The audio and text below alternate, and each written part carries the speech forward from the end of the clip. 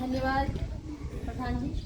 सबसे पहले भूमिया महाराज के इस पावन प्रांगण में आप सभी ग्रामवासियों का धन्यवाद करना चाहूँगी और इस सम्मान के लिए मैं आपकी हमेशा आभारी रहूँगी।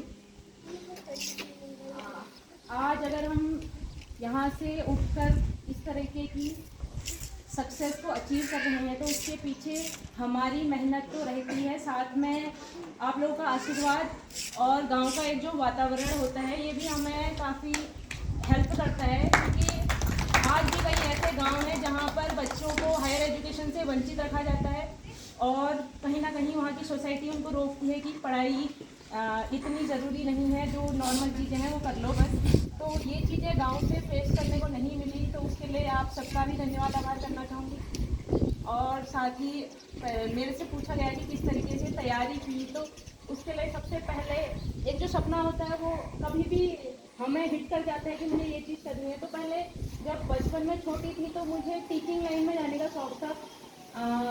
गांव में रहते हुए भी मैं पढ़ाते रही हूँ बच्चों को, तो टीचिंग का मेरे को शौक था। लेकिन पढ़ते पढ़ते एक किताब में मैंने बहुत अच्छी बात पढ़ी थी कि तुम जिस लाइन में जाना चाहते हो उसकी पीक पर पहुंचने की कोशिश करो। पीक मतलब उसकी टॉप पर पहुंचने की कोशिश करो।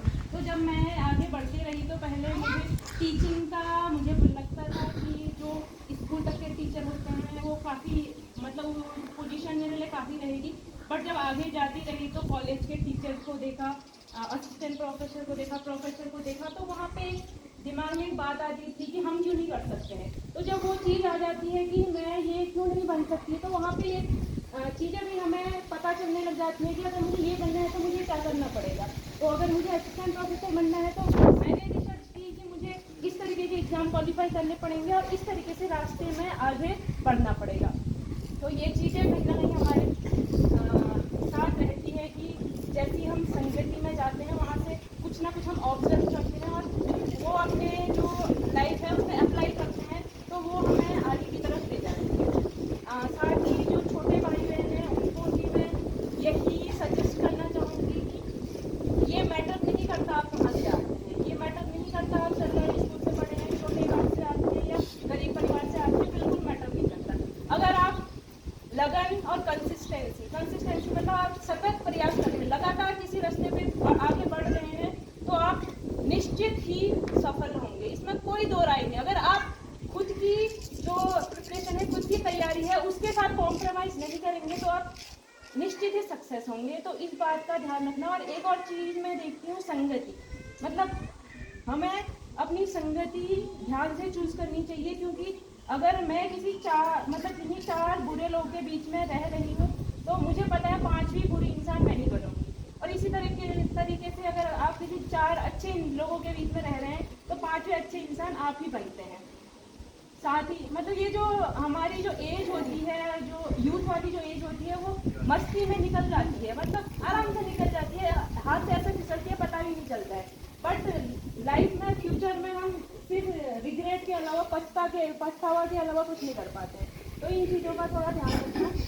और क्योंकि पेरेंट्स ज़्यादा बैठे हैं यहाँ पे, अभिभावक ज़्यादा बैठे हैं, तो उनसे भी कहना चाहूँगी कि अगर आपका बच्चा किसी भी फील्ड में तैयारी कर रहा है तो उसको फुल सपोर्ट कीजिए। इस चीज़ से पीछे मत रखिए कि मतलब इस तरीके की चीज़ें मत कीजिए कि हम नहीं कर सकते, तो जो नॉर्मल चीज़ें हम उनमें आगे जाओ, अपना फुल सपोर्ट रखिए और बच्चे में किसी भी प्रकार का दबाव ना डालें। और साथ ही मतलब किसी से तुलना मत कीजिए। कभी कभी बच्चे इस चीज़ की वजह से पीछे रह जाते हैं कि हम उनकी तुलना कहीं दूसरी जगह जहाँ उनका रास्ता ही नहीं है उस तरफ उनकी तुलना करने लग जाते हैं। और एक मतलब जो समाज है सोसाइटी के लिए, तो सोसाइटी कैसे आगे बढ़ सकती है, समाज कैसे बेहतर बन सकता है, उसका तो यहाँ पे बहुत सारे मेरे से बहुत बेहतर लोग हैं जो जानते हैं। बट एज ए एस्पिरेंट हमें कैसी सोसाइटी चाहिए, एक अच्छी तैयारी करने वाले बच्चे के तौर में मुझे कैसा समाज चाहिए, तो उसके बारे में थोड़ा बताना चाहूँगी। अगर आपका बच्चा, आपका पड़ोसी का बच्चा या आपके गांव का कोई भी बच्चा तैयारी कर रहा है तो प्लीज़ कभी उससे ये मत कहिए कि हम यहाँ से हैं तो नहीं कर सकते, तुम सरकारी स्कूल से पढ़े हुए बच्चे हो तो तुम नहीं कर सकते हो, तुम गरीब परिवार से आते हो तो तुम नहीं कर सकते हो, या इस चीज़ में टाइम वेस्ट करने से अच्छा कुछ और कर ले। इस तरीके की जो नेगेटिव बातें हैं वो बच्चे के दिमाग को इम्पैक्ट करती है, बच्चे के दिमाग में प्रभाव पड़ता है और उनका जो माइंड सेट है वो भी डल हो जाता है बिल्कुल। वो भी आगे तैयारी करने के लिए बढ़ता ही नहीं है, क्योंकि उसके जो कदम है पहले ही पीछे खींच ले जाते हैं। तो कहीं ना कहीं हमें भी इन्वायरमेंट जो वातावरण है वो बनाना पड़ेगा, सोसाइटी में भी वो वातावरण बनाना पड़ेगा, क्योंकि मतलब हम जो बड़े बड़े लोग होते हैं उनको लगभग सारी पोस्ट के बारे में पता होता है, तो वो चीज़ें बच्चों के बीच में वो चीज़ें अपने वातावरण के बीच में डिस्कस करनी चाहिए। जैसे अगर एग्जाम्पल दूँ तो डीएम की पोस्ट है, यहाँ पर कोई बच्चा है जो डीएम बनना चाहता है? नहीं है, क्योंकि हमने अपनी सोसाइटी के बीच में कभी वो बातें रखी नहीं है कि डीएम की पोस्ट होती है, जिला अधिकारी होता है, डिस्ट्रिक्ट मजिस्ट्रेट होता है, तो जिले का कोई व्यक्ति होता है, क्यों नहीं ले सकते वो सपना कि मैं डीएम बनूंगा? क्यों नहीं ले सकते? क्योंकि हमारा जो वातावरण होता है उसको मतलब हम बीच में ये चीज़ें कभी डिस्कस ही नहीं करते। हम अगर वो चीज़ें डिस्कस करेंगे तो हमें पता है, बड़े जो लोग हैं उनको पता है डीएम होता है, तो आप अपने बच्चों को कह सकते हैं कि डीएम बन सकते हो। फिर डिजिटल ज़माना है, बच्चे के हाथ में फ़ोन है, वो खुद ही सर्च कर लेगा कि मुझे डीएम बनना है तो मुझे आईएएस का एग्ज़ाम निकालना पड़ेगा, मुझे ये सब्जेक्ट बनने पड़ेंगे, मुझे ये किताबें चाहिए होंगी, या इस तरीके की वीडियोस देख के मैं फॉलो कर सकता हूँ। अगर वो बच्चा डीएम की तैयारी कर रहा है, डिस्ट्रिक्ट मजिस्ट्रेट आईएएस एग्ज़ाम की तैयारी कर रहा है, तो क्या उसके लिए छोटे लेवल के एग्ज़ाम है वो निकालने के टफ रह जाएंगे?